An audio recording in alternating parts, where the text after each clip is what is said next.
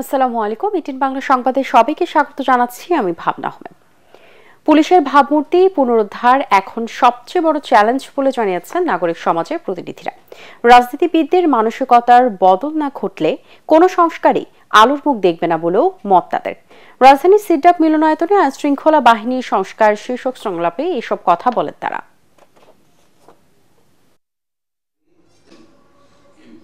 একটা সময় এখন আসছে আমরা আবেগটাকে বাদ দিয়ে বিবেকে আসি এবং আমাদের সবার এই ক্যাম্পেইনটা করা উচিত, ইনক্লুডিং আস, যাতে করে ভালো মানুষরা রাজনীতিতে আসে, ভালো মানুষরা পলিটিক্সে আসে, ভালো মানুষের নেতৃত্বে আসে, দেশ পরিচালনায় ভালো মানুষ থাকবে। বিকজ ভালো বাবুর্চি থাকলেই ভালো খাওয়া পাবেন, ভালো ইঞ্জিনিয়ার থাকলেই ভালো বাড়ি পাবেন, ভালো ডাক্তার থাকলেই আল্লাহ ছেলে মানুষ সুস্থ হবে। শ্রদ্ধা ভালোবাসায় শেষ বিদায় জানানো হলো অন্তর্বর্তী সরকারের উপদেষ্টা বর্ষিয়ান আইনজীবী এএফ হাসান আরিফকে।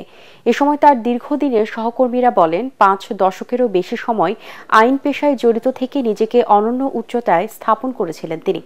এর আগে সুপ্রিম কোর্ট প্রাঙ্গণে তার দ্বিতীয় ও সচিবালয়ের তৃতীয় নামাজে জানাজা অনুষ্ঠিত হয়। আমি আইন অঙ্গনে বলেন, উপদেষ্টা পরিষদে বলেন, মন্ত্রণালয়েও পরিবেশ এবং ভূমির সাথে তো খুব গভীর সম্পর্ক, পরিবেশ এবং ট্যুরিজমের সাথে গভীর সম্পর্ক। সকল জায়গাতেই এই প্রজ্ঞা এবং একই সাথে এই ভদ্রতা, এই সততা মিস করব। দেশের জন্য, জাতির জন্য, বিচার বিভাগের জন্য তার যে ঐতিহাসিক অবদান তিনি রেখে গেলেন, জাতি শ্রদ্ধার সাথে চিরদিন তা স্মরণ করবে। Double million offer, Walton fridge কিনে পেতে পারেন 20 লক্ষ টাকা, রয়েছে কোটি কোটি টাকার নিশ্চিত উপহার। পুঁজিবাজারে দরপতনে নিয়ন্ত্রক সংস্থার দায় রয়েছে বলেও জানিয়েছেন অর্থ উপদেষ্টা সালেউদ্দিন আহমেদ। তিনি বলেন, 15 বছরের আর্থিক অনিয়ম ও পুঁজিবাজার সংস্কারে কাজ শুরু করেছে অন্তর্বর্তী সরকার। রাজধানীর সিডাপ মিলনায়তনে বাংলাদেশ ব্যাংক ও আর্থিক প্রতিষ্ঠানের তথ্যভিত্তিক গবেষণা গ্রন্থ ব্যাংকিং আলমানাকের 6ষ্ঠ সংস্করণের মোড়ক উন্মোচন অনুষ্ঠানে তিনি এসব কথা বলেন।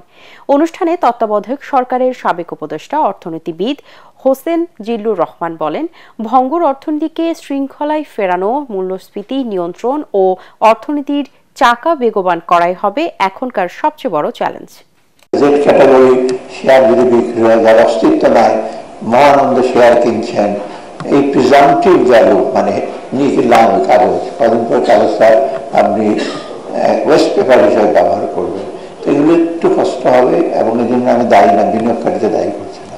আর্থিক শৃঙ্খলা ফিরিয়ে আনা আর সামষ্টিক অর্থনীতির ভারসাম্যগুলো তুলে ধরা, কিন্তু অর্থনীতির চাকাটাও ঘুরতে হবে, অর্থনৈতিক প্রক্রিয়াগুলো বেগবান করতে হবে। এটা কিন্তু অন্যতম, যেখানে ব্যক্তি খাত থেকে শুরু করে সবারই এখানে একটা বিষয় আছে। সংবাদ মাধ্যম এখনো সেলফ সেন্সরশিপ থেকে বের হতে পারেনি বলে মন্তব্য করেছেন গণমাধ্যম সংস্কার কমিশনের প্রধান কামাল আহমেদ।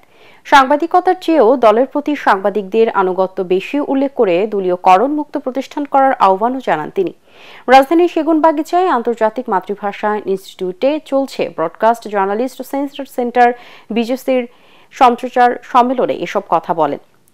এ সময় তিনি আরো বলেন, জুলাই বিপ্লবে সাংবাদিকদের প্রশ্নবিদ্ধ ভূমিকার কারণেই তারা বিক্ষুব্ধ ছাত্র জনতার হামলার শিকার হয়েছে। সম্মেলন উপলক্ষে সকাল থেকে গণমাধ্যম কর্মী এবং অতিথিরা আসতে শুরু করেন। গণমাধ্যমের সংস্কার, স্বাধীনতা এবং সংবাদ কর্মীদের সুরক্ষায় এবারের সম্মেলন ভূমিকা রাখবে বলে আশাবাদী আয়োজকরা।